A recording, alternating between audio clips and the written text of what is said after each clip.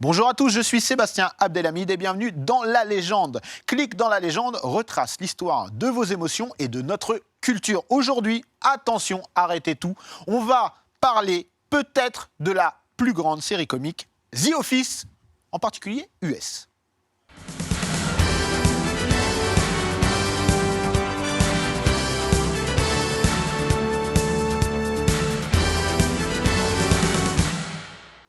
Et pour parler de ce monument, et oui, je dis bien monument, qu'est The Office, nous avons un plateau de choix. Nous avons donc Aurélia et Alison. Je vous présente toutes les deux en même temps, puisque vous êtes les cofondatrices de Seriously.com. Exactement. Eh bien, bienvenue sur le plateau, hein, Merci. on est très contents. Et à ma gauche, nous avons Rebeu des Bois. Il se désigne en tant que tel puisqu'il a une identité secrète. Donc, tu parles sur Internet de séries, de films, de toutes sortes de choses. Et tu es un grand fan de The Office également. Tout à fait, oui, absolument. Bon, bah, très bien. J'ai envie de dire, on va commencer par le début, parce que moi, mon cœur bat pour The Office US, mais on est obligé d'aborder la base, The Office UK, et notamment Ricky Gervais. Alors, est-ce que vous pouvez nous parler un petit peu de la création de ce qui va devenir après un phénomène à travers le monde, hein, puisqu'il y a eu aussi des adaptations françaises, on en parlera vaguement tout à l'heure, mais on va commencer par l'homme par qui tout arriva, Ricky Gervais. C'est ça. Ricky Gervais, je pense qu'on ne le présente plus aujourd'hui, c'est une espèce de monstre de l'humour, c'est une espèce de phénomène un peu couteau suisse, parce qu'il est acteur, réalisateur, scénariste, humoriste, producteur, il a même été chanteur, il a même fait un carton aux Philippines, donc vraiment le mec a eu 1000 vies. Et alors, ça a commencé en 98, en fait, où il était en formation pour la BBC, et il était avec son grand pote Stephen Merchant. Voilà, je suis très nulle pour prononcer les noms en anglais. Et ils ont travaillé ensemble sur un moyen métrage qui s'appelait City Boss. Et Ricky Gervais, à ce moment-là, incarnait un espèce de chef un peu couillon, qui embêtait toujours, qui était toujours le dernier à vouloir travailler. Et cette base, en fait, a été l'essence même de The Office UK, donc, qui est né 3 ans après. Et tout a commencé avec ça, en fait. Oui, parce qu'on va rappeler le pitch de The Office, pour ceux qui ne connaissent pas. Oui. En fait, c'est un faux documentaire qui est tourné au sein d'un bureau. Et dans ce bureau, on retrouve toutes les composantes d'un bureau traditionnel, on va dire. Hein, la compta, le secrétariat, le service courrier, enfin vraiment toutes les composantes de ce qui compose un bureau, d'où le titre The Office. Alors, The Office UK, c'est quelle année C'était en 2001. 2001. Donc 2001, ça marche plutôt bien au Royaume-Uni. Hein, oui, ça a des bonnes critiques. C'est une révélation par rapport à tout ce casting, par rapport à tout son environnement, en fait. Surtout aussi, on ne l'a pas précisé, c'est l'open space aussi, qui a été vraiment symbolisé par The Office, que ce soit en UK et en US. Et c'était vraiment exceptionnel. Le ton, le documentaire aussi qui revient, parce qu'il y avait les Monty Python avant, il y avait... on a connu aussi l'humour anglais avec Benny Hill, mais là, vraiment, c'est une sorte de passation de pouvoir avec Ricky Gervais qui a lancé le délire britannique qui est revenu à l'international. Oui, parce qu'on désigne toujours l'humour anglais comme un humour différent, et c'est le cas. Hein. Très caustique. Très caustique, et dans la veine de ce renouveau, entre guillemets, de l'humour anglais, il y a une série aussi qui est excellente. The IT Crowd. On peut faire le parallèle. Pour moi, il est très important. Ouais, ça. Et même, je préfère The IT Crowd à The Office UK. Alors, je ne sais pas ce que vous en pensez, hein, si vous l'avez vu. Tu as vu... J'ai vu The IT Crowd et j'ai beaucoup aimé. Effectivement, c'est exactement la même veine d'humour. Et c'est justement un défi hyper compliqué, justement, pour les États-Unis, d'aller attraper l'humour british, qui est très particulier et qui n'a pas de limite, en fait, pour l'exporter. Ça a marché sur The Office, mais il y a eu des vrais tollés là-dessus. Et c'était un vrai pari d'arriver aux États-Unis avec un projet aussi simple que on va parler d'une petite entreprise dans une petite ville des États-Unis et des vendeurs de papier. Enfin, c'est très difficile de vendre. On a oublié de préciser que, en tout cas aux US, The Office, l'entreprise vend du papier à d'autres entreprises. Alors, on va revenir vite fait sur Ricky Gervais pour un petit peu fermer la boucle, parce qu'on va essentiellement parler de The Office US. Ricky Gervais... il a insufflé un petit peu la vie à The Office. Comment il va se sentir, lui, quand ça part aux États-Unis, justement ? Est-ce que c'est une volonté de sa part ? Et pas qu'aux États-Unis, en France aussi. Il y a eu une adaptation qui s'appelle Le Bureau, que je ne vous recommande pas. C'est vrai que c'est dur. C'est très dur. Je pense qu'on va même s'arrêter tout de suite sur le bureau.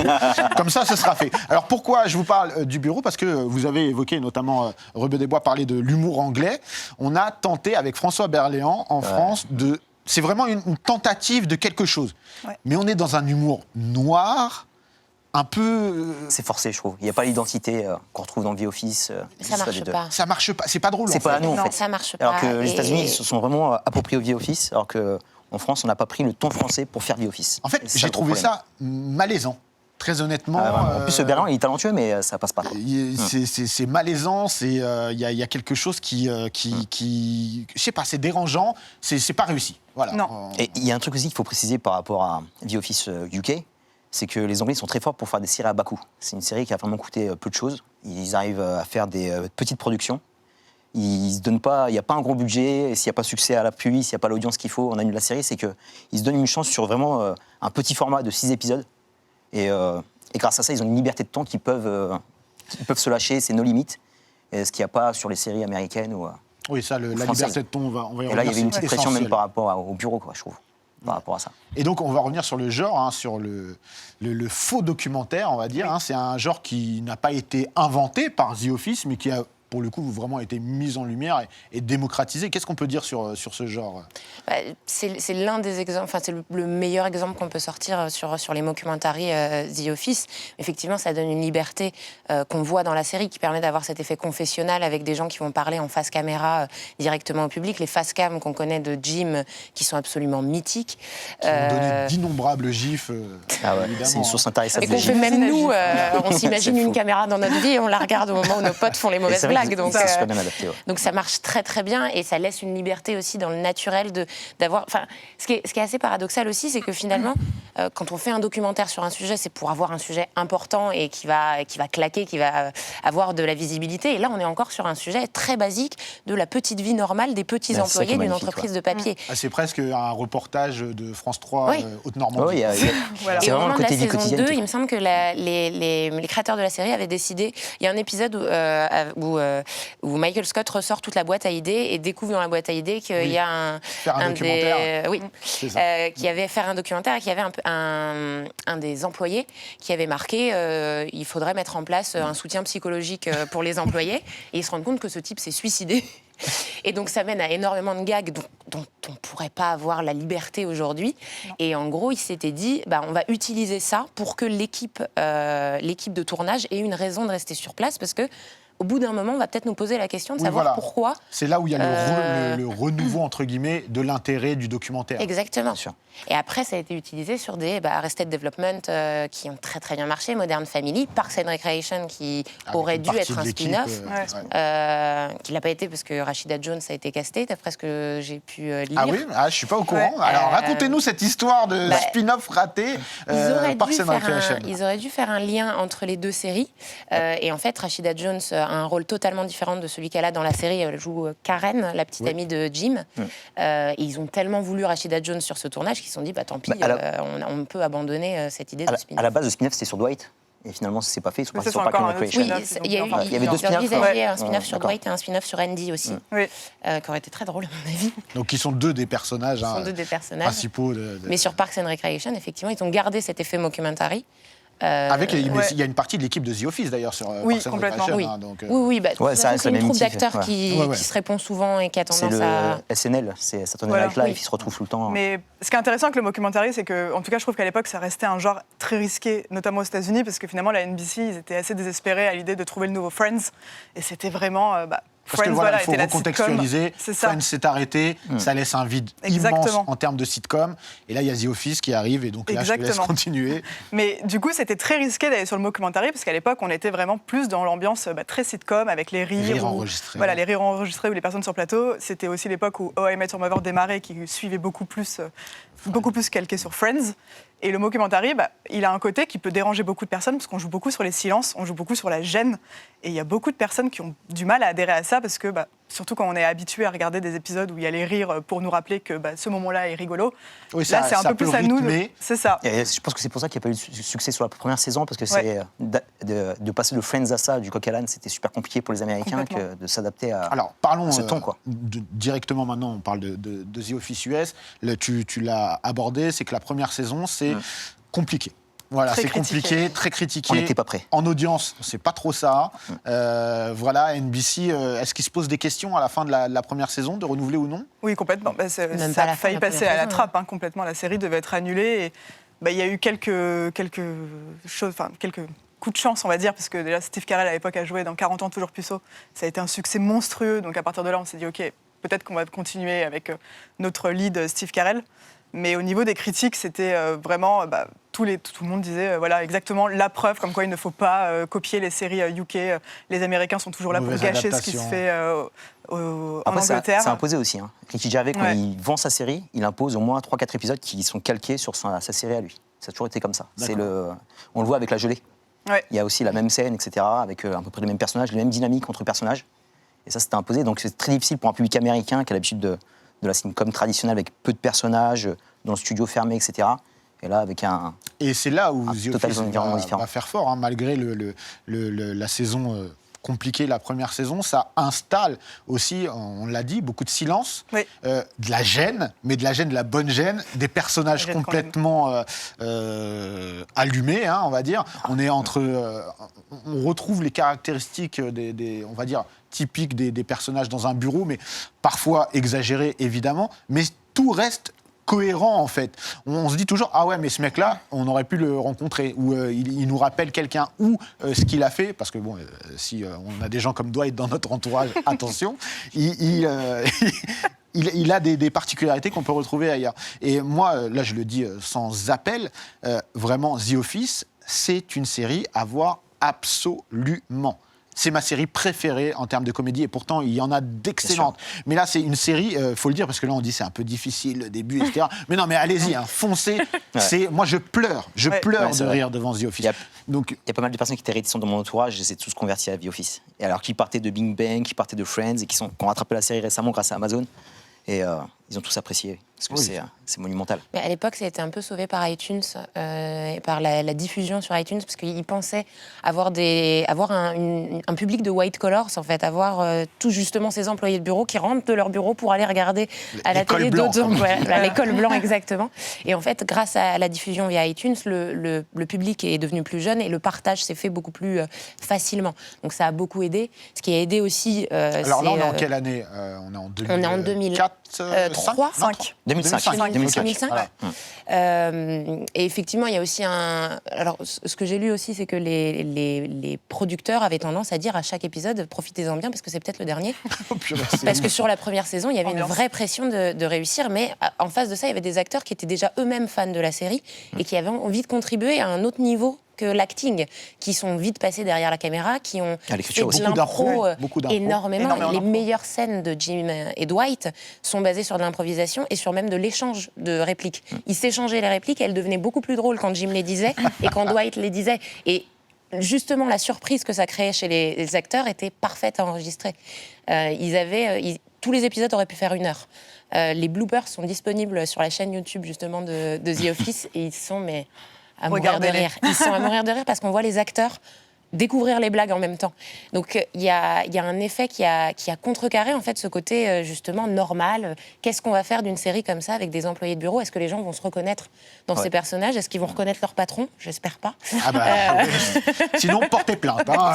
C'est la première série vraiment de l'ère moderne qui a été interactive parce qu'ils sont passés derrière la caméra, ils sont devenus showrunners, ils ont écrit, etc. Ça, c'est très fort quand même. Tout le monde met la main à la pâte, en fait. De leur donner une liberté comme ça, c'est super rare par rapport à NBC, qui est quand même une grosse boîte. Ouais. Et le côté mockumentary aussi se retrouve, puisqu'ils ont gardé le nom de beaucoup de personnages. Creed, c'est exactement le même. Je pense d'ailleurs que l'acteur est la même personne. Oui, mais alors il y a beaucoup de théories. Angela, Oscar, Phyllis, ils ont tous gardé ça. Et vraiment, je pense que le côté interchangeable a aidé au début difficile de la série et a aidé à donner une version. Ouais, on est limite dans... Excuse-moi. Non, vas-y, je t'en prie. On est limite dans la télé-réalité, en fait. Et ça se voit, en fait, même par rapport à la réalisation, parce que c'est l'équipe de Survivor qui a fait la première saison. Et on sent en fait qu'il y avait une vraie pêche là-dessus. La façon de filmer les dialogues, la façon de rentrer dans les bureaux, les caméras cachées, les paparazzi. Voilà, c'est ce que j'allais dire. Les caméras ils sont vraiment sur très un forts. angle, t'ouvres le. Je te promets, ça donne une dynamique limite de film d'action, parce qu'il y a limite du suspense. Enfin, la scène de l'incendie, vous la connaissez, qui est culte. C'est C'est filmé comme un blockbuster, quoi. C'est filmé comme un blockbuster. Ça part de Évidemment, partout. ouais. L'autre qui va dans le faux plafond, qui tombe, le chat qui tombe. C'est impressionnant, quoi. Complètement. Mais justement, pour revenir un peu sur ce succès qui arrive après, il arrivait en saison 2 aussi parce qu'à partir du moment où la série a été renouvelée et où ils sont passés à 2 doigts de l'annulation, ils se sont dit OK, on va arrêter les bêtises, on va arrêter de se calquer sur la version UK. Et maintenant, on va s'approprier cette série. Et c'est à partir du moment où ils ont décidé d'en faire leur propre série, toute l'équipe, donc comme tu disais, les acteurs, les scénaristes, tout le monde s'est pris le truc. Et à partir de là, c'est devenu absolument génial. Et c'est vrai qu'à partir de la moi, je sais que tu aimes beaucoup la saison 1 aussi, mais moi, j'aime bien la saison pour moi, 1. ça démarre vachement la saison 2. Il y a beaucoup de gens personnes. qui pensent que c'est la saison 2 qui. Mais moi, j'ai franchement. Moi, je j'aime comprends. j'aime Très peu de beaucoup. griefs sur la. C'est vrai que J'ai accroché. sur la saison 1, il se base sur 4 personnages, sur Michael, sur Jim, Dwight et Pam. Les autres, c'est vraiment des personnages secondaires, voire tertiaires. Ils font des petites apparitions. Mais les petites apparitions servent à la saison 2 après, parce qu'on les a quand même présentés quelque part.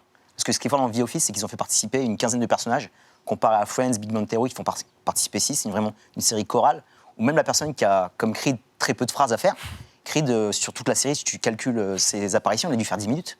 Juste en parlant à la Toby, caméra. pareil, hein. Mais par contre, tu peux l'identifier, tu sais qui c'est, tu sais comment il est, tu sais qu'il est flippant. Et Mais Toby, pareil, Toby aussi, qui est Alors, hyper identifiable. on va en parler tout de suite, tu viens d'amorcer le truc, c'est que voilà, une des clés de la réussite de The Office, c'est, on parlera du casting à proprement parler tout à l'heure, mais c'est sa galerie de personnages. Comme tu le disais, pour moi, on n'a pas de personnage secondaire à partir de la deuxième saison, parce que chaque personnage va avoir son moment de gloire, entre guillemets, et va avoir son importance dans la série, et va être à mourir de rire, parce qu'il n'y a pas un personnage qui est triste dedans. Donc on a vraiment, on va peut-être en parler des plus drôles, mais même ça, c'est dur à faire un tri. Mais on a, je vais vous laisser décrire chaque personnage. On a Dwight, par exemple, qui veut s'y coller sur Dwight, qui est... Dwight, c'est elle. Descriptible. C'est un des personnages les plus importants. C'est le mec qui est over the top, moi je trouve que l'acteur est super talentueux, il a une super voix. Exceptionnel. Il est vraiment, il a un débit de parole qui est magnifique, je peux l'écouter tout le temps, ça marche à tous les coups. Et voilà, il est super creepy parce que c'est le mec que tu as pas envie d'avoir comme collègue. Alors Et c'est en même temps, ambitieux, très ambitieux. Ouais, et il est super professionnel par contre. Ouais. Voilà, sur toutes les règles de sécurité. Et finalement, même dans sa méchanceté, il arrive à avoir de la bienveillance, parce qu'il a quand même des bons moments, quoi. Des fois, il arrive à sauver certaines situations, et des fois, il arrive aussi des bons dialogues. Des fois, il arrive Alors à faire c'est un nerd, on va le dire. C'est un fan de Battlestar Galactica, par exemple, de Star Wars, etc. C'est vraiment la caricature du mec super ambitieux qui veut limite prendre la place du patron, on le verra par la suite, et qui veut être son bras droit, qui se prend pour son bras droit, et qui est prêt à tout pour ça. En fait, il reprend les codes du guerrier Sith. Il est prêt à tuer tout le monde pour être le numéro 1. Quoi. Il le dit. Tuer Michael, quoi. C'est ça qui est fort. Alors qu'il est... Absolument tout. Il y a des épisodes où on voit qu'il a une perruque pour chaque personnage au cas où il y a un problème. Enfin, c'est bizarre parce que c'est entre le geek et le mormon. Enfin, il y a un côté. On voit avec son cousin, voilà. son cousin Maud, il a été élevé dans une ferme de betteraves. Il a des valeurs aussi, des traditions. Le dernier Noël de The Office, c'est le Noël de Dwight, et donc ils reprennent toutes les traditions. La scène de l'enterrement aussi qui est magique aussi. Oui, la scène de l'enterrement où il tire sur sa mère, il tire sur le mort dans le cercueil en disant chez nous ils peuvent revenir. C'est des traditions très cheloues. Ça n'a aucun sens. Mais qui explique aussi, voilà, c'est ce qui est fort dans The Office, c'est qu'on explique le background de chaque personnage. C'est ça. On a Dwight, on en parlera après de Steve Carell, parce que voilà, on peut aller plus longuement. Il faudrait une émission sur Steve Carell, parce que c'est vrai. On a Jim également, qui est lui un petit peu le mec en dilettante, qui fait son taf.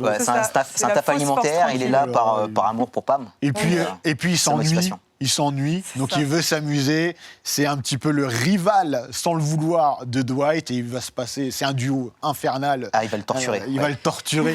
Et Dwight, il aura ses petites revanches quand même. Oui, Dwight va essayer, en tout cas. Il y a Pam. On a Pam qui va faire partie d'un triangle amoureux à un moment donné. Et la plus belle histoire d'amour de toutes les séries confondues. Ah oui. On a une scène de... On peut spoiler, il y a une scène de mariage qui est exceptionnelle. Donc voilà. voilà, on rit dans The Office, mais aussi il y a beaucoup d'émotions. Énormément. Et Bien sûr. l'histoire d'amour entre Jim et Pam, c'est quelque chose qui est monté au fil du temps, qui est très très bien écrit. Et c'est sur le long terme, quoi. Et c'est sur le long terme. Voilà, C'est ils les ont fait pour la galérer. vérité, cette histoire. exceptionnel. La Oui, friend c'est zone, vrai. la brother zone, ils ont tout fait. Oui, c'est ça. C'est vrai. Et puis, il y a... Mais c'est pas l'histoire principale, Non. c'est vraiment une trame Ouais, la trame. qui avance doucement et qui est encore plus agréable à voir comme ça. T'es autant touché Ce qui est par intéressant, l'amitié c'est que par tous les l'amour. personnages sont très too much en fait. Même Jim, qui est finalement le plus transparent et le plus normal, ils sont tous très too much dans leurs attitudes, dans leurs positions, mais ils deviennent très touchants. Dwight devient très touchant. Michael Scott est le raciste par excellence. Enfin, on va en parler. etc. On va s'étendre sur ne lui. reste qu'un enfant qui a besoin d'attention. Pam est globalement la réceptionniste un peu ennuyante et c'est Et comme qui ça galère que, aussi, hein. que Jenna Fischer a auditionné pour le rôle en se disant je vais être la personne la plus Barbante plus possible. balbante et Mais après, elle se révèle livide petit à petit possible. aussi. Et elle se révèle. Et Comme chaque personnage. Chaque personnage a sa Phyllis, personnalité. Stanley, Meredith. Pas trop Meredith. dit qu'elle se révèle, Alors, Meredith. Kelly Kapoor. Kelly Kapoor, bien sûr. Mindy Kaling, qui est juste exceptionnelle aussi dans ce rôle de fille un peu fangirl. légère, fangirl, Complètement qui préfère parler allumée, d'Angelina que de sa vie personnelle. Enfin, Et qu'on n'a rien à foutre des autres. ah oui, et bah qui ça. leur dit, avec le sourire, elle leur dit, et c'est juste magnifique. Même Toby, qui est, pareil, livide au possible. Alors C'est Toby, que- on recontextualise, c'est le mec des RH. Et c'est l'ennemi. Qui est détesté sans aucune raison, Sans aucune raison. par le boss, par Steve Carell, donc par Michael Parce que, Scott. moi, je pense qu'en qui, fait, il est pas dans la boîte pour lui. C'est un mec de l'extérieur, c'est l'ennemi qui va le contrecarrer par rapport à ce qu'il veut faire, par C'est rapport à ce ça. qu'il veut mettre en place, etc. Lui, c'est la règle et lui, il veut pas. Ouais, c'est un agent infiltré, c'est ça. C'est ouais. exactement Et dès ça. qu'il le voit, il lui dit je te déteste, je Mais te vraiment. déteste, dégage. Voilà, il va tout faire pour se Il lui débarrasser offre de lui. il lui offre une pierre pour son départ. Ouais, c'est- Juste- Et le comic relief sur le divorce aussi qui revient tout le temps, Oui. parce qu'il est divorcé, donc Ouais. t'es un loser, t'es divorcé. Et du coup, il y a une théorie qui explique que globalement, Michael le déteste pour ça, parce que lui, c'est un enfant divorcé, il a un rapport difficile Ah avec oui. son père, et que il l'attrape au moment où Toby est lui dans sa période de divorce, donc il met toute sa haine sur ce personnage qui représente surtout les RH en fait. Donc c'est ça, effectivement, donc, le fait de respecter les employés, ce que Michael Scott ne fait pas du tout. Alors, parlons de Michael Scott. On a encore quelques minutes pour conclure cette première partie. Et je pense qu'il faut la conclure sur peut-être le personnage le plus central, si on doit en dégager un. On va parler de Steve Carell après et du casting, mais on va vraiment s'étendre sur le personnage. Alors, pour expliquer qui est Michael Scott, il faut imaginer le mec le plus stupide qui devient patron d'une entreprise, qui, quand il veut combattre le racisme, devient plus raciste que n'importe quel raciste. Quand il veut combattre l'homophobie, devient le mec le plus homophobe du monde. Ouais. Quand il veut combattre le sexisme, il devient un harceleur. C'est vraiment En même temps, c'est un crétin qui est égoïste, mais il n'est pas méchant. Ouais, il a tous Ah les- non, il a tous il les peut défauts de la être terre. aimé. C'est vraiment l'enfant qui a été délaissé. C'est le gosse qui voulait avoir des potes et on le voit Tu vois qui- dans une scène très triste où on le retrouve gamin dans une émission où on dit quel est ton rêve. Je veux me marier, avoir 100 enfants, comme ça j'aurai 100 amis. Ah C'est très... Donc voilà, c'est vraiment le mec qui veut juste être aimé de tout le monde et qui ne sait absolument pas comment s'y prendre et qui fait absolument l'opposé de ce qu'il faut dans chaque situation. Ah, Donc ça. c'est ce qui est absolument incroyable et on en reparlera après avec Steve Carell, mais ce qui est merveilleux, c'est à quel point Steve Carell a improvisé autant de scènes. sûr. Tu parlais tout à l'heure de l'homophobie, une des scènes les plus connues qui a été improvisée par Steve Carell est celle où il Le veut baiser. embrasser Oscar en lui disant mais regarde, je ne suis pas homophobe. Et en fait, il l'embrasse. toutes les personnes dans la salle sont ultra mal à l'aise, mais parce que les acteurs étaient en train de se dire mais qu'est-ce qu'il est en train de foutre? Oui, parce Est-ce qu'il va qu'on vraiment on faire ça? explique qu'il y a Oscar qui annonce qu'il est Exactement. gay, et donc pour lui prouver, comme tu disais, qu'il n'est pas homophobe, il va l'embrasser en direct. ça, Et de force. il va même de force. Oscar qui dit non, mais non, t'as pas besoin de faire ça. Si, je le fais. Et il va rajouter même des propos homophobes, Horrible. etc. Mais ce malaise, cette liberté de ton qui l'amène, il met les pieds dans le plat à chaque fois, et en même temps, on se dit mais quel imbécile. Mais oui. Et en même temps, on se dit en fait, c'est pas de sa faute. Je sais pas comment dire. On Parce n'arrive qu'en pas fait, à lui en il est vouloir. pas, Voilà. il est pas raciste. En fait, c'est juste quelqu'un qui est Il est complètement stupide. idiot et il fait tout le contraire de ce qu'il faut faire. Et c'est quelqu'un qui assume pas, qui veut pas prendre la responsabilité, Et il est il est pas très capable lâche de aussi. virer. C'est quelqu'un il veut tellement aimer les gens que quand la scène où la première fois qu'il vire un de ses employés, il lui file un ticket restaurant, quoi. En plus, il est pingre, en fait. Il est même pingre, en fait, il a tout le défaut de la terre. Et après, en fait, au fur et à mesure des séries, où moi je le trouvais détestable sur la première saison, en fait, il est super attachant après. Après, t'as de la peine, quoi. T'as de la peine. Mais il le considère comme sa famille, en fait. Ouais. Et c'est ça le rapport qui va pas. C'est que quand il y a eux des le départs, considèrent comme ils un employé. Mais bon, il n'hésite pas à rouler sur Meredith et lui dire qu'il lui a sauvé la vie ensuite. Alors Meredith, pour recontextualiser, pour vous faire connaître la galerie de personnages, c'est Cette scène est la magique. meuf du bureau alcoolique, avec des mœurs très étranges, d'un certain âge, mère de famille, qui n'hésite à rien en fait, Elle pour donne avoir de sa quelques personne, dollars. hein, oui. Voilà. Et il y a un épisode où elle dit qu'en échange de réduction pour des steaks, c'était des steaks, j'allais dire du poulet. Ouais, oui, elle couche avec l'un des partenaires de l'entreprise et Michael n'est pas tellement choqué, quoi. Enfin, ça ne le dérange pas. Enfin, on le voit même je crois qu'on le voit à la fin de l'épisode en train de manger le steak. Ouais, c'est ça, c'est exactement ça. C'est comme ça tout le temps. Enfin, Et le personnage de Michael Scott, qui a été initié, même sous un autre nom, par Ricky Gervais dans la version UK, il prend vraiment là... c'est un des personnages, pour moi, les plus importants dans les séries comiques, parce que au-delà de l'aspect comique, justement, il y a à chaque fois quelque chose. Il délivre quelque chose à chaque fois. Même sans le vouloir, il y a quand même quelque chose. Ça met le doigt sur des vraies problématiques, sur des choses parfois vraiment lourdes, profondes et graves. Et on se dit, avec humour, sans donner de leçons, il arrive à nous faire passer un message. Et c'est là aussi où The Office est très fort, franchement. Ouais, il y a un message politique, par rapport à l'Américain moyen, sa façon de penser, sa façon d'être, etc. Et pour lui, il est dans son microcosme, il n'est pas ouvert vers l'extérieur, il n'a pas de culture. Et c'est comme ça qu'il voulait nous le montrer, qu'il nous le personnifier. Lui, en fait, il a le rêve d'un Américain moyen, c'est de se marier, avoir sa maison, acheter une maison, avoir un chien, et puis voilà. Et d'ailleurs, en fait, c'est un ringard. On va le dire. Par exemple, pour draguer, il se met dans la peau d'un personnage, parce qu'on ne l'a pas dit. Il se met dans la peau d'un personnage avec un béret Kangol. Je ne dois pas citer de marque. Il retourne et il est genre... comme as, et il a une voiture moyen de gamme américaine, cabriolet, complètement ringarde aussi, alors qu'il fait super froid puisque ça se passe à Scranton, souvent avec de la neige, on le voit, il est décapoté et tout. Il a tout du mec... du ringard, franchement. C'est vraiment un loser, quoi. Voilà, c'est un loser. Ouais. Mais le loser où tu te dis, c'est beaucoup quand même pour lui. Ouais. Il s'en est pris Mais oui. beaucoup dans la tête. Mais ce qui est drôle, c'est que même son big boss, au final, tout le monde se dit, mais pourquoi il a ce poste? Qu'est-ce qu'il fout là, quoi? Et le big boss, à chaque fois, justifie en disant, mais il est tellement gentil. C'est ça, même lui a de la peine, quoi. Il se dit, Ouais, bon, bah voilà. Mais c'est des fois, il a envie de des l'aider. éclairs de génie quand même. Oui, Mais il c'est en la a magie de la quelques-uns quand série, même. c'est qu'au heureusement. final, Scranton est la filiale qui marche le mieux et on le comprend assez rapidement. En fait, les employés n'ont pas le choix, ils peuvent pas compter sur leur patron. Donc de toute façon, il y a des épisodes où ils passent la journée à faire c'est pas les Dundies, mais c'est une espèce de compétition toute la journée. Et à la fin, Jim Halpert dit à la caméra, j'ai fait autant de ventes en 30 minutes que si j'avais bossé toute la journée. C'est tout le temps comme ça, Michael Scott. Le fameux épisode des Jeux Olympiques, là. Oui, voilà, c'est c'était les bon, Jeux ça. Olympiques et à la fin de la journée, il dit tout ça. Et en plus, il le met sur le podium, parce qu'ils font mix que vous avez fait, il le met sur le podium et lui, il participe comme s'il avait participé. Et comme ça chante l'hymne américain, il est à fond tout de suite. Mais c'est vrai, ce que tu disais, c'est l'américain moyen. T'as des épisodes aussi où il drague deux Asiatiques, il les ramène pour la fête de Noël et ensuite il ne sait plus différencier. Il les tellement échange. Il met un trait, il met une marque pour les reconnaître. Ouais. Le sexisme, il le traite en emmenant ses employés chez Victor, dans une boutique de lingerie.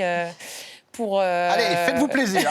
Regardez, c'est pas sale. Et l'épisode finit sur lui-même qui est en train de parler du fait qu'il n'est pas bien dans son couple et qu'en fait, lui, ça va pas. Donc, il y a justement des nuances et des leçons qui sont données grâce à ce On personnage. va conclure sur Michael Scott Ouais, pour on cette pourrait première parler partie. Ça, on pourrait parler 3 heures. Voilà. Mais à dire. on revient un petit peu plus tard pour parler justement de Steve Carell. Ça sera dans la deuxième partie de l'émission. De retour pour parler évidemment du monument The Office. Je l'ai déjà dit, quand je dis monument, c'est comparer ça à la taille de la Tour Eiffel. Hein. Facile, facile.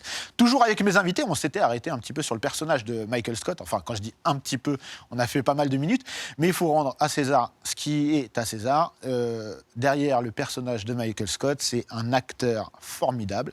Pour moi, c'est le rôle de sa vie. C'est Steve Carell. Alors, où en était... Pas tout à fait d'accord. Alors, déjà, on va recontextualiser où en était Steve Carell quand il prend les rênes de The Office. Steve Carell, disons qu'il a eu beaucoup de mal à démarrer sa carrière. Hein. C'est vraiment le mec qui a essayé pendant très longtemps, je crois qu'il a attendu 12 ans entre son premier rôle de serveur qu'on voit en 8e plan d'un film jusqu'à avoir ensuite le retour de sa carrière. Mais c'est quelqu'un qui était un peu bouffé par d'autres acteurs qui marchaient bien à l'époque. Il y avait Will Ferrell. Voilà, parce qu'ils font partie du même... Exactement, ils faisaient un peu partie du même groupe. Et c'est celui qui était un peu laissé de côté toujours. On ne pensait pas forcément à lui pour les rôles. Pour The Office, très clairement, ce n'était pas celui qui était le plus pressenti. Il y avait 5 ou 6 acteurs avant lui qui étaient pressentis. Il y avait Bob Odenkirk, voilà, le fameux Saul Goodman de Breaking Bad et Better Call Saul. Il y avait Paul Giamatti, exactement, qui était le numéro 1. Lui, c'est vraiment celui qu'on voulait dans le rôle. Et à l'époque, du coup, Steve Carell, depuis 1 an, tournait dans une série qui a fait un flop monstrueux, et heureusement pour lui, qui n'est pas resté, qui s'appelait Comme tout papa, qui était une série... Ne perds pas ton temps avec cette série. Et il a failli, du coup, refuser, d'ailleurs, The Office pour cette série. Et il s'est quand même rendu compte qu'il fallait le faire. Et en fait, il a vu ça un peu comme un très gros challenge, parce qu'à l'époque où il passait les castings, les gens lui disaient « mais tu sais, c'est du suicide, ne le fais pas, je sais que ta carrière du mal à commencer, mais ne fonce pas, parce que tu vas passer après Ricky Gervais. » Et ça, c'est une erreur. Vraiment, c'est du suicide. Donc lui, il était hyper flippé là-dessus, et c'est pour ça d'ailleurs qu'il a regardé que la moitié du pilote de The Office UK, et qu'ensuite il a refusé de regarder la suite, parce qu'il ne voulait pas être trop, justement, Ricky Gervais, et s'approprier un peu le Michael Scott à sa façon, ce qui a été...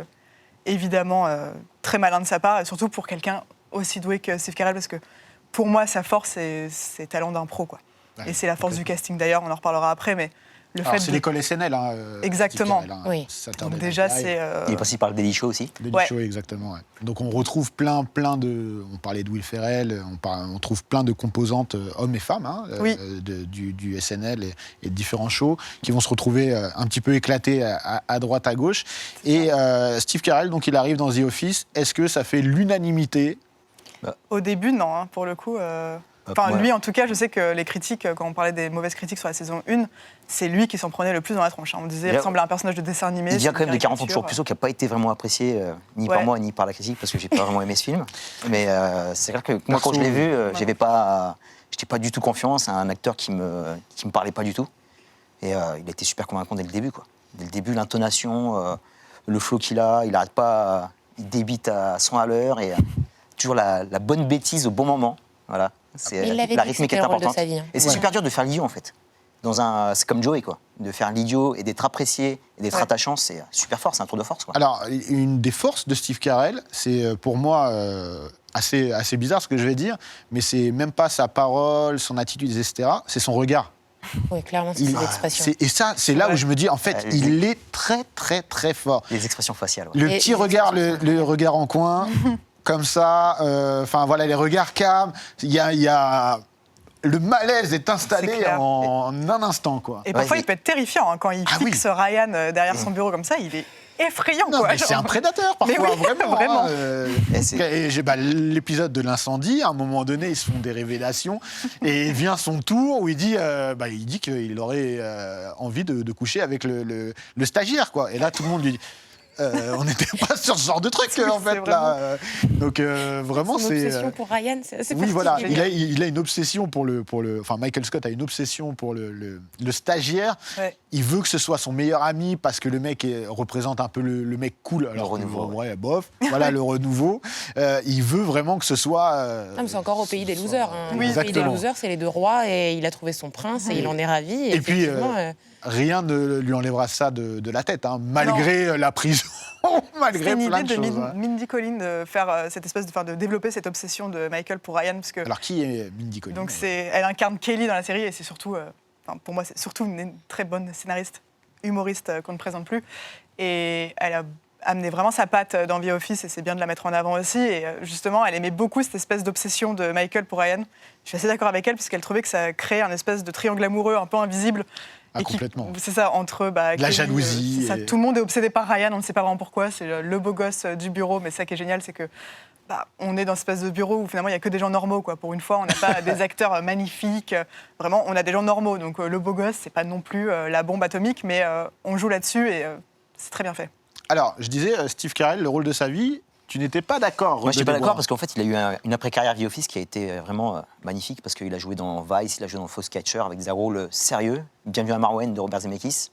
Et il a vraiment été franchement. Alors attention, quand je dis le rôle de sa vie, ça ne veut pas dire c'est l'unique rôle qui le Ouais, caractérise. ça l'a propulsé là où il est en fait. Moi je pense que The Office a été le tremplin pour faire autre chose derrière de plus sérieux, parce qu'il ne voulait plus être dans la comédie, je pense. Il est parti avec des réalisateurs forts, franchement il a Avec fait une sacrée carrière. cette année aussi. Miss Sunshine aussi. Ouais. Et il a la série Apple qui est arrivée aussi. Pour le coup, il est très dark. Je n'ai pas encore vu, mais ouais. C'est la version, le jumeau et je pense que ça l'a beaucoup aidé. de Michael Scott. Je rebondis sur ce que disait Seb, ça l'a beaucoup aidé l'instauration du malaise pour le mettre dans des rôles comme Foxcatcher qui sont hyper creepy aussi, qui sont vraiment flippants. Et ça l'a beaucoup aidé de faire ce personnage ambivalent très attachant, marrant et tout d'un coup super dark qui peut te retourner parce qu'il joue le rôle d'un prédateur dans Foxcatcher qui est impressionnant. Et c'est vrai que ce genre de mec, en général, c'est vrai que les mecs de la comédie sont très doués. Quand tu vois Jordan Peele, ce qu'il fait avec Get Out, ou tu vois maintenant John Krasinski aussi qui passe à la réalisation avec A Quiet Place. En français, j'ai du mal. C'est Sans un bruit. Sans un bruit, désolé. Mais voilà, franchement, c'est très fort. C'est une bonne école. Je pense que la comédie, même Adam McKay aussi, qui vient aussi de la comédie, qui vient du SNL et qui fait Vice, qui est un film largement oscarisable, qui aurait dû être oscarisé pour moi, mais bon. Je sais pas trop le niveau. Alors, cette comédie-là est hyper intéressante parce que c'est juste un terrain de jeu aussi basique qu'un bureau. Friends avait au moins le personnage de New York pour attirer, pour donner un côté un peu clinquant. Eux n'avaient que les sketchs, en fait. C'est de l'enchaînement de sketchs et du papier constamment. Donc, effectivement, c'est créer un personnage sur une base qui est lisse, en réalité. Oui, le terrain de jeu est compliqué, hein, on va dire. C'est là où on reconnaît le talent de chaque acteur. Et justement, on va parler un petit peu maintenant, on a parlé des différents personnages, maintenant on va parler des acteurs qui les incarnent à merveille. On n'a pas de grosses stars, en fait, au début de The Office. On a un casting même inconnu. Et tu l'as dit, et c'est très intéressant, et je suis content que tu le soulignes, c'est qu'on a des gens au physique normaux. Oui. C'est-à-dire, on n'a pas des mecs super musclés, des meufs complètement refaites, etc. Et on a Meredith en plus. Donc, on a Meredith, on a Kevin, on a même des physiques un petit peu qui sortent des schémas qu'on peut voir habituellement à la télé, dans les séries.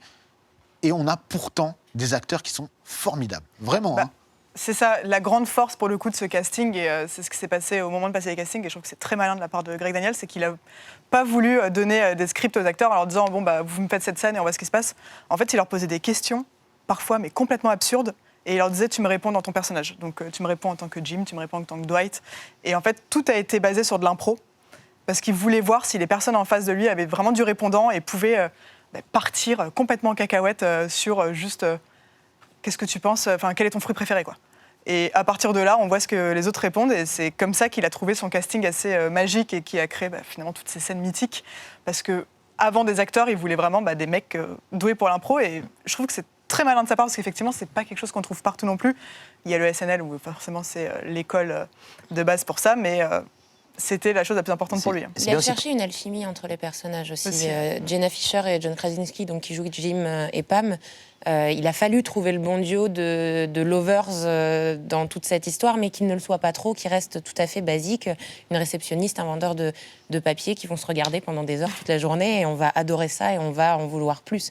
Et l'alchimie entre ces personnages s'est faite très très rapidement. Encore une fois, regardez les secrets de tournage de cette série, on le voit tout de suite qu'il se passe un truc et qu'ils vont se répondre très rapidement. Et c'est bien aussi d'être parti sur l'inconnu parce qu'il y a beaucoup moins de pression. Tu aurais pris un acteur connu, qu'on connaît, qu'on a vu sur plusieurs rôles. Puis dans un contexte comme ça. Alors qu'autour, ils ont pris Steve Carell qui est vraiment la tête de proue, c'est la pierre angulaire. Et tout autour d'avoir plein de personnages inconnus qu'on a vus nulle part. Ça met beaucoup moins de pression, même au niveau des coûts, je pense, au niveau des coûts des cachets aussi, qui étaient beaucoup moins. Donc ils peuvent tenter beaucoup plus de choses au niveau des réels. Et dans un contexte comme ça, mettre un Brad Pitt et tu vois, en fait, avec les guests, une Nicki Minaj, ça aurait pas marché, quoi. On voulait de l'authentique, en fait. Il fallait ce que vous avez tous les jours au bureau, vous, Américains moyens. Le mec lambda.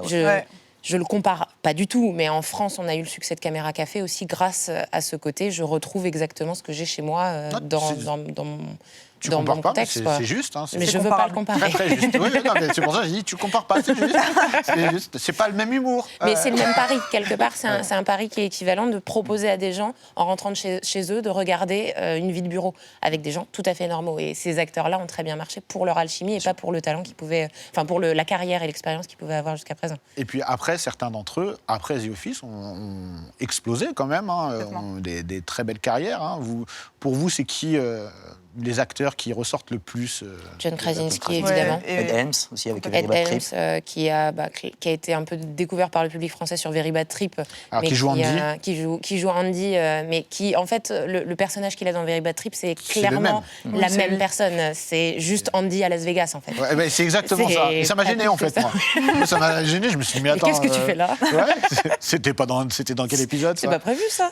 Il y a Owen Wilson Et aussi en qui a plus, fait une ce carrière. personnage a énormément pris, puisqu'il je ne veux pas spoiler pour ceux qui n'ont pas encore vu, mais ce personnage a pris énormément d'importance, puisqu'il devient patron à un moment de la boîte, et c'était le bon remplaçant de Michael Scott, puisqu'il avait un peu les mêmes valeurs de famille, de vouloir s'entendre avec tout le monde. Et c'est un personnage qui est assez rigolo, parce que au départ, on ne l'aime pas trop. Non.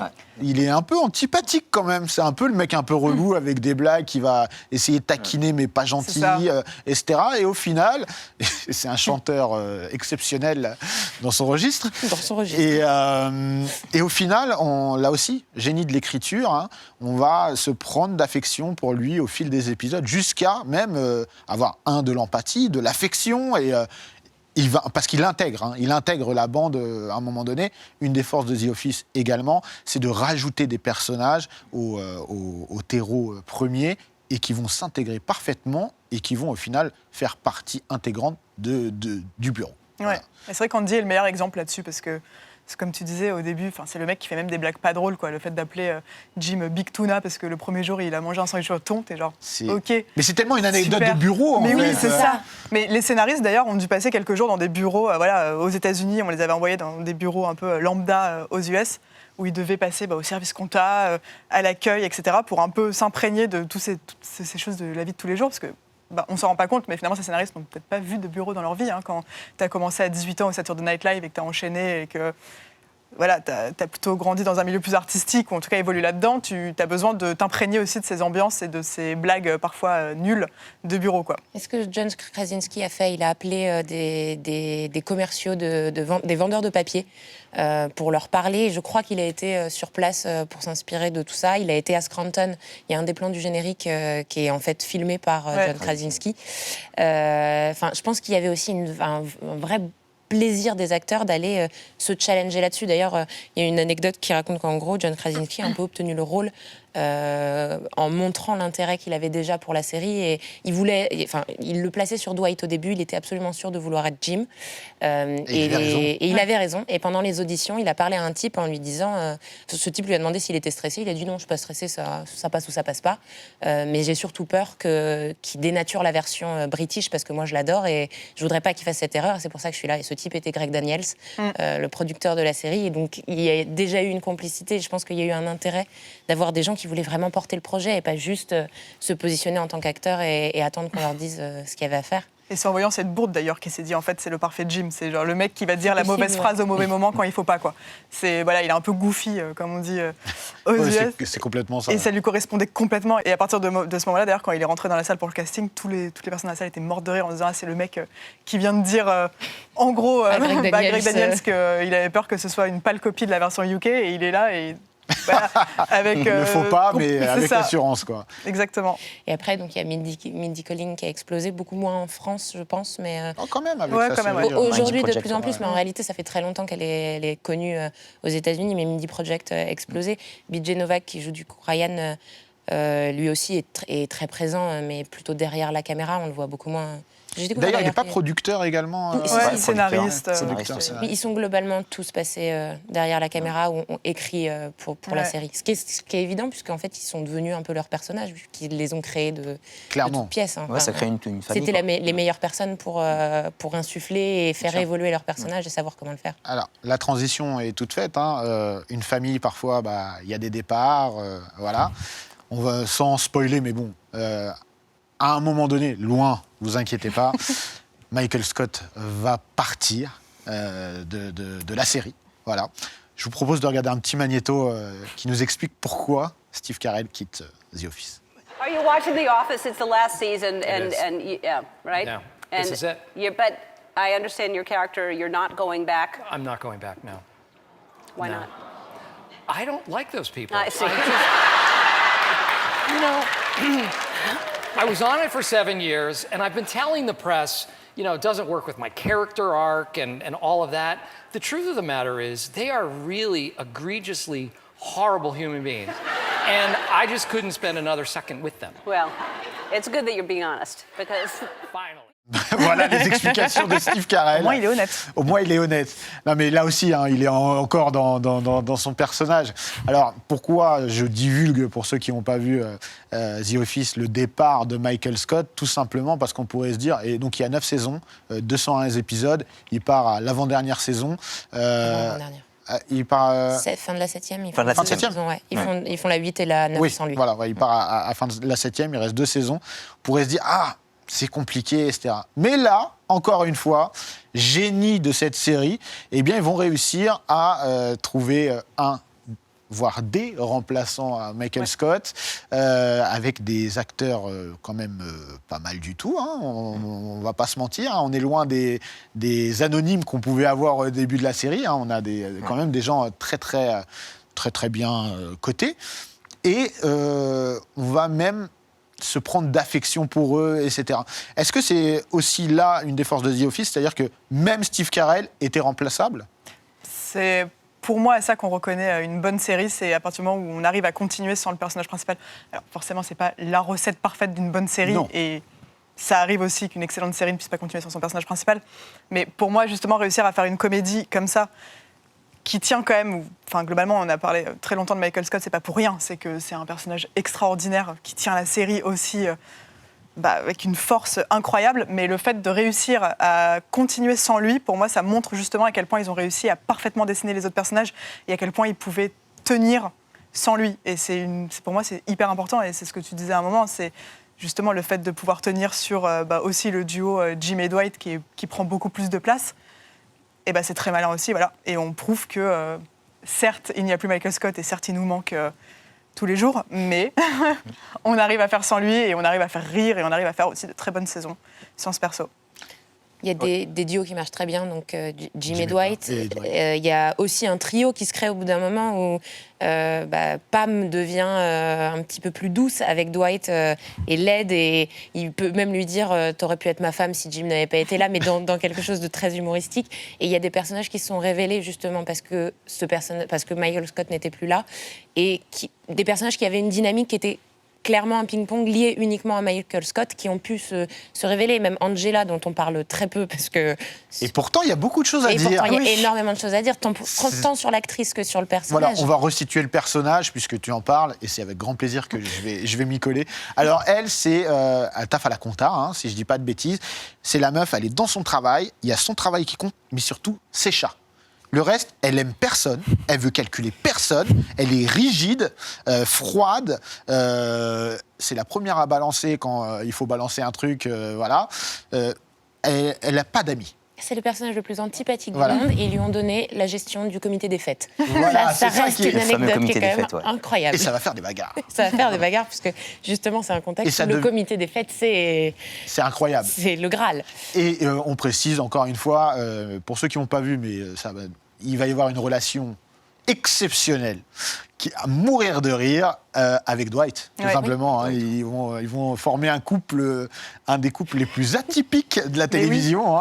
C'est vrai, ils ont C'est eu ça. l'art de faire des relations toxiques sur pas mal de personnages quand même. Ouais. Il y a des relations qui sont vraiment hardcore. Et entre Dwight et Angela, après le trio aussi avec le sénateur, avec Oscar, c'est... Ouais. Oui, ça c'est magnifique. Et Et ça a été vachement dans les détails aussi, Dwight et Angela, parce que Parce que, excusez-moi, mais je repense juste à une scène quand elle jette le chat. quand elle jette le chat dans le plafond qui repart de l'autre côté. Il y a Là. une scène mythique où elle a Déjà, son chat dans le bureau. Qu'est-ce que fait le chat dans le bureau d'ailleurs Alors, c'était quoi, à cause de quoi? Une alerte incendie? Non, c'était C'était Dwight qui faisait une fausse alerte d'incendie parce que fausse c'était pour les alerte préparer. incendie, exactement. Il avait tout cramé partout. Et Et t'as Avec Oscar poignée. qui fuit. Et Oscar qui est dans le faux plafond. qui Ça, aide c'est- en fait, elle personne, jette à et elle Oscar jette son le chat. Ah là, en disant sauve-le, exceptionnel. le chat retombe. en Ah, cette plus. scène est magnifique. Et le chat était dans le tiroir d'Angela. Il y a un moment Ça, où c'est il culte, est. ça. Mais effectivement, du coup, c'est tous ces personnages qu'on voyait moins, qui peuvent se révéler parce que Michael Scott est parti. Et je trouve qu'ils ont été assez sincères dans la manière dont ils ont fait intervenir tous les nouveaux directeurs, parce que un peu comme dans la vie, un peu comme dans une entreprise aujourd'hui, il peut y avoir ce genre de remplacement qui marche pas. Will Ferrell a été le premier à remplacer Michael Scott. Allez, c'est dit. On va faire du name dropping parce que ça vaut le coup. Donc Ensuite, on a eu Will Ferrell. James Spader.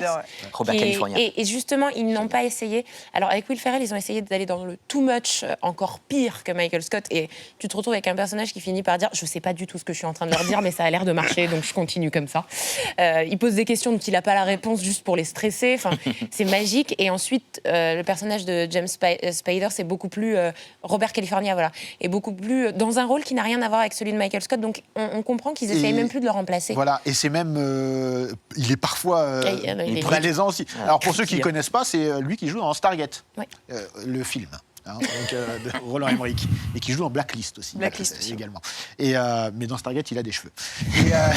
Et on a aussi Jim Carrey qui fait une apparition. Ouais. Alors, dans le name dropping, on a Idris Elba qui a été... Et c'est là que tu vois le sujet de la série, quoi. Tous ces guest stars qui viennent, qui défilent comme dans Friends à l'époque aussi. Oui, parce qu'à un moment donné... Les mecs, ils veulent être là, quoi. Ils veulent se montrer, ils aiment la série. À un moment donné, il y a eu l'explosion, parce qu'on dit au départ c'était difficile, mais après...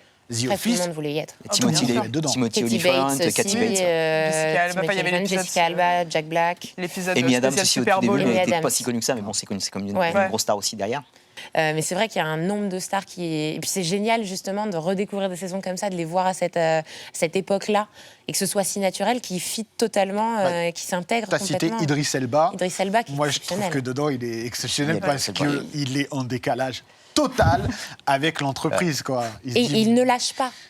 Contrairement à Andy qui justement au début est très comme ça et qui finalement s'intègre totalement et commence à devenir aussi taré que les autres, le personnage d'Idris Elba, Charles...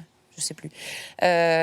Lui reste sur sa ligne, quoi. Enfin, vous êtes complètement taré. Il y a vraiment, je vais me barrer au bout d'un c'est limite moment. choquant, tu vois la bogossitude d'Idris Elba qui arrive, ils sont tous en train de regarder les mecs et les meufs, c'est exceptionnel, quoi. Mais surtout les meufs. Qu'est-ce qu'il fait là, quoi La graveur de mode comparée aux autres, c'est... Et je crois d'ailleurs que Michael Scott ne fait pas une blague raciste à Idris Elba, par contre. À mon avis, il ne je suis pas sûr. Je pense qu'il a fait quelques gaffes. Mais je crois qu'il a pas fait comme avec Stanley. C'est vrai, il faut qu'on parle du bureau quand même, parce que c'est un personnage aussi qui est très vivant, parce qu'on passe par les escaliers, on va carrément dans le sous-sol, on va dans l'entrepôt aussi, où on fait un match de basket, etc. La ruelle. Oui, la ruelle, le parking, l'entrepôt, effectivement. Les poubelles. Le mec de l'accueil aussi qui est personnifié aussi, c'est vraiment magique. Et ce qui est pas mal, c'est qu'ensuite ils sortent. Ils restent très dans les bureaux au début, et puis finalement, on se retrouve au mariage de Phyllis, au mariage à New York. On accompagne Pam pendant sa formation. Enfin, oui, au final, il n'y a plus de limite, quoi. C'est vrai que le bureau c'est un personnage à part entière, et c'est ce qu'on disait justement avec les différences saison 1 et saison 2. C'est qu'à partir du moment où les scénaristes se sont plus appropriés la série, se sont dit justement que le bureau avait une place centrale, ils ont décidé d'aller un peu plus dans les détails. Et la grosse différence entre la saison 1 et la saison 2, c'est où la Robin joue c'est de voir que les lumières sont beaucoup plus fortes dans la saison 2, parce qu'il fallait quand même ce côté chaleureux dans lequel on a envie de rester, et dans lequel on a quand même envie tout l'inverse de la réalisation et de la photo de UK, où c'est sombre, en fait ça fout le cafard un petit peu. C'est ça. Là on sent plus sur le côté américain. Voilà, là c'est quand même beaucoup plus américain, on a envie d'y être aussi finalement. Peut-être pas d'y bosser, mais... C'est un peu compliqué l'open space comme ça, les uns sur les autres, là c'est violent quand même. Pour l'anecdote, je l'ai raconté hors antenne, mais j'ai toujours cru que c'était tourné justement en Pennsylvanie et près de New York, et finalement le bureau c'était à Los Angeles, donc je suis parti visiter le bureau de The Office, et j'étais comme un ouf. Alors je vais très souvent sur des lieux de tournage pour mon plaisir personnel, et là j'ai ressenti vraiment un truc particulier juste en arrivant dans la ruelle. Quand je me suis garé, je me suis dit mais c'est là. Après je suis rentré, les places de parking. J'avais envie de rentrer dans le bureau et crier « Parcours !» Et voilà. Alors ça aussi, c'est une des caractéristiques de The Office, c'est qu'il y a un pré-générique, une introduction à chaque fois, où c'est à mourir de rire. Il y a tout le temps un sketch isolé qui n'est pas forcément en lien avec... et il y en a un, enfin moi c'est mon préféré, c'est où Michael fait du parcours. Et il fait n'importe quoi, il saute, mais de manière... Il s'éclate et il crie « Parcours !» Et c'est voilà, il y a plein de choses. J'aime beaucoup le fake gym. Le fake gym, là, j'aime beaucoup avec l'asiatique. Pardon, alors on a tous parlé en même temps. C'est l'introduction, ça nous émeut. C'est le fake gym. Quand l'asiatique prend sa place, c'est excellent. Le fake Dwight, puis le fake Jim, en fait. Le fake Jim où l'asiatique prend sa place. Non, un ami il est acteur magnifique, qui joue Il y a dans aussi Fresh le of the Boat, fait, là. le Jim qui se prend un peu déguise de en Dwight. Il y en a tellement. Et le bureau dans Et les les toilettes, pranks sont c'est magnifiques. magique. La gelée. La fameuse gelée, Ouais. faire dédicace à... Le Gervais. bureau emballé de papier cadeau, le bureau qui réinstalle dans les toilettes, il lui fait Mais passer tous ses la appels là-bas. créativité, le renouveau, quoi. C'est jamais la même chose. Alors, on va devoir conclure l'émission. J'aimerais, malheureusement, j'aimerais. Qu'est-ce que vous avez à dire à quelqu'un qui n'a jamais regardé The Office? Vas-y, prends la parole. Déjà, tu as beaucoup de chance. Parce qu'il y a certaines séries, films, livres dont on peut parler parfois en disant tiens, si tu pouvais être atteint d'amnésie et recommencer à zéro une série ou un film, un livre, ce serait quoi? Et je trouve que The Office peut être vraiment dans cette liste de qu'est-ce que j'aimerais découvrir aujourd'hui. Donc, juste regardez-la déjà parce que on est dans un humour qui est vraiment incroyable et qui est assez inégalé parce qu'aujourd'hui, j'ai l'impression qu'on n'osera pas aller aussi loin parce qu'on est dans l'incorrect, le politiquement incorrect, on en parlait tout à l'heure, puissance 1000. Et allez-y parce que vraiment, si vous voulez vous marrer à fond, mais c'est juste que vous devez regarder, quoi. Ça n'a pas été égalé. Et j'espère qu'un jour, on retrouvera un nouveau The Office, mais pour l'instant, j'ai peu d'espoir. Ouais. Compliqué. Il n'y aura pas d'égal à The Office. Donc, de toute façon, c'est un culte à voir puisque rien ne sera proposé de ce même niveau de politiquement incorrect. C'est des personnages extrêmement touchants. Et ce qui est magnifique, c'est qu'il y a 10 lectures. On peut regarder 10 fois les mêmes épisodes, on reverra un détail qu'on n'a pas vu, on comprendra quelque chose qu'on n'a pas compris. Je l'ai découvert plus jeune, je le redécouvre maintenant. J'ai plus la même philosophie du travail en entreprise non plus. Je vois des détails, des choses que j'aurais pu vivre différemment. Donc, regardez cette série parce que de toute façon, vous allez en avoir pour 10 ans. Vous allez la regarder 10 fois, c'est absolument sûr. Je connais personne qui n'a pas été pris après 2 saisons au moins de The Office. C'est impossible. Moi, The Office, c'est la série qui a kické Friends de ma grille, qui était tout en haut. Et je pensais jamais dire ça. Et finalement, au fur et à mesure des années, j'ai vu que c'était les best parce que, comme tu as dit, il y a beaucoup de grilles de lecture. C'est de la vie quotidienne, c'est de la vie d'entreprise, c'est de l'identification aussi. Moi, je ne bosse pas dans le même milieu, je porte pas de cravate, je ne vends pas du papier, mais j'arrive à m'identifier à ces personnages. Ouais. Je reconnais certains collègues. Et franchement, c'est super bien fait. C'est une qualité d'écriture, ça te donne envie aussi, toi, d'écrire, de créer des choses. Et c'est une série qui va tout le temps de l'avant, c'est une série qui est rythmée. Même si c'est une série qui est, des fois, tu as l'impression qu'on est en train de stagner dans un open space, on est sur le bureau, finalement, ça n'arrête pas de bouger dans tous les sens. Et le renouveau des blagues, et le renouveau des personnages, des arcs de développement qui a été jusqu'au bout. Et puis pour connaître l'origine des That's What She Said, qu'on utilise nous aujourd'hui, c'est le nom de ta sextape ou titre en fonction des générations. Enfin, rien que pour ça, je crois que c'est 58 That's What She Said dites dans la série de Michael. Tous plus gênants les uns que les autres. Tous plus gênants les uns que les autres et tous plus magiques les uns que les autres. Il faut regarder cette série. Alors pour conclure, The Office, c'est pas à voir, c'est à dévorer, c'est un immanquable. Et je pense que c'est la série devant laquelle j'ai le plus pleuré de rire, moi, à titre personnel. Donc, on vous laisse là-dessus. Foncez. C'est disponible sur Amazon Prime en vidéo à la demande. Et en DVD, c'est chez Universal. Donc, faites-vous plaisir. Et nous, on se retrouve très bientôt pour un nouvel épisode de Dans la légende.